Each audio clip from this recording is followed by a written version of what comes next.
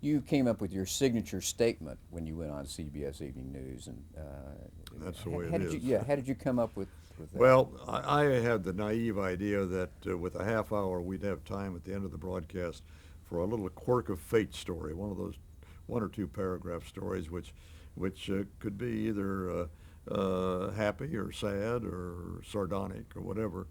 And I thought it needed. I just couldn't drop that into the end of the broadcast without some kind of a punchline at the end. And I searched for one that could be used in any of those circumstances and used equally well. You can laugh over it, oh, that's the way it is, or sardonic, that's the way it is, or sad, well, that's the way it is. And so I adopted it. Didn't tell Dick Salant, president of CBS, of doing it. Went on the air with it. He was called into his office, or he called from home. He went home every evening earlier. He called from home and said, "What in the world is that business you're doing?"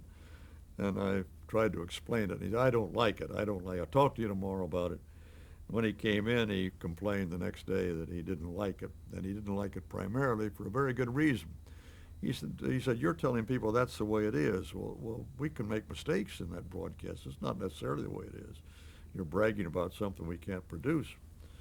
Well, I realized he was right about it, but by that time, a couple of days had gone by, and people were already commenting on it. It just caught on instantly. And I pointed out to him that distinguished broadcasters like Edward R. Murrow would have their sign-off line. His was "good night" and "good luck." And Lowell Thomas, "so long until tomorrow," and so forth. And all these guys had them, and why shouldn't I have one? Well, he yielded to let us try it.